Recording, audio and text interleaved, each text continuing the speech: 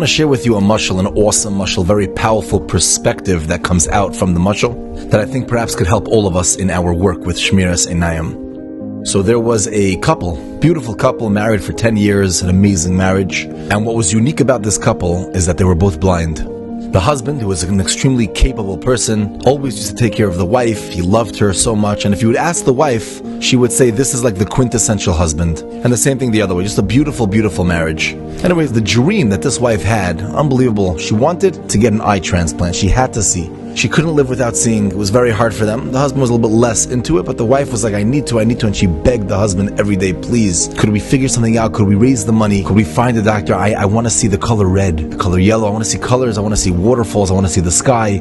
I just want to see. And begged the husband. And the husband, who loved her so much, did the best that he could, used all his ishtadlus. Finally, after a few years, he raised all the money needed for a transplant. And when he finally called the doctor and figured everything out, it came out that he was number 960 in line waiting for this eye transplant. So the doctor told them, we feel really bad and we're happy you got the money, but you're going to have to wait 15, 20 years until you get this transplant because there's just too many people in front of you.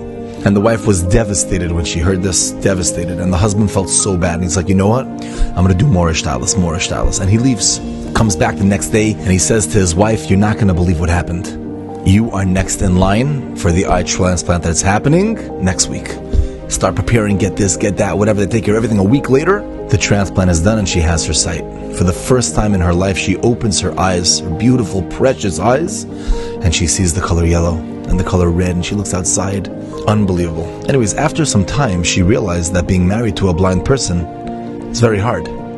Before she was limited, he was limited, so this is a beautiful marriage. But now she wants to see the world. She wants to go around. She can't be stuck taking care of this husband. And she felt so bad and so broken, but she got her eyes for the first time. She went over to her husband. She said, my love, I really do love you. And we had such an amazing, awesome marriage, but I think it's time for me to move on. Because now I could see. And there's so many things I want to do, and it's going to be too hard to take care of you. Now remember, this is after the husband always taking care of her all the years. And the husband was broken, as we could imagine. Broken. But he says, I love you so much that I'm willing to let you go. If that's going to make you happy, I am willing to let you go. Anyways, after they got divorced, so the wife, or the ex-wife now, comes into her apartment, and she's like, wow, she could see. She moved out, and she walks in, and there's a letter on the table. And it says, from your husband. It says, dear wife, my beloved, my beautiful, I just want to tell you something, a little secret that I carry with me before you go. And that is that all these years, even though I told you I was blind, I was never blind. And that's why I was so capable of taking care of you. But I just loved you, and I loved everything about you. And that's why I married you. And I saw how broken you were when we found out that it was going to take so long to get the transplant. I decided to give you my eyes. I decided to become blind forever in order for you to be happy.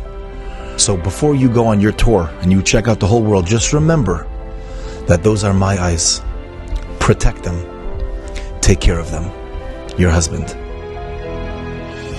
The nimshal is that HaKadosh Baruch Hu gives us an opportunity. We're on borrowed time here, Rabbi say. We have 70, 80, 90, 100, 120 years here, and HaKadosh Baruch Hu lends us eyes. He lends us eyes, and He says, take care of them. They're precious. They're mine. I'm allowing you to use them. Use them to do the right thing. Understand the weight, the value of the eyes that you have. And if you understand the value of it, you'll know exactly what to look at and what not to look at. May we all be zeicha to remember where we get our eyes from and only look at the right things.